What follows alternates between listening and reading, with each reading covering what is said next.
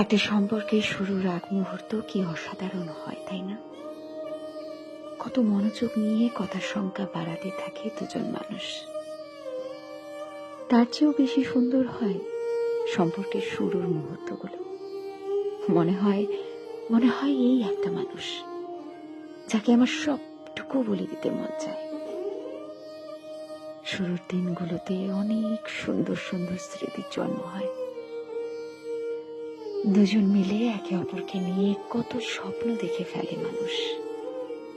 রাগ করে 2-4 দিন কথা না বলে থাকা, তারপর আবার সব ঠিক হয়ে যাওয়ার পরের মুহূর্তটা কি অদ্ভুত রকমের সুন্দর লাগে। সবকিছু অনুভব হয় আমার একটা ব্যক্তিগত মানুষ আছে।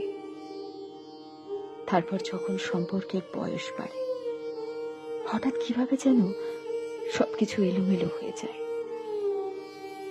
কোনো একজনের কথা ফুরিয়ে যায়, ধীরে ধীরে কথা কম, অজুহাত বাড়তে থাকে। তারপর শুরু হয়ে যায় কথার আঘাতের পর্ব।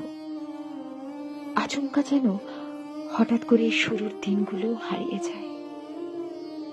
একদিন সব স্বাভাবিক হয়ে যাবে এই ভেবে কেউ একজন অপেক্ষা করে যায়, অন্যদিকে আর একজন কিভাবে দূরত্ব তৈরি করে সম্পর্কের সমাপ্তি ঘটানো যায় সেই অপেক্ষায় থাকে।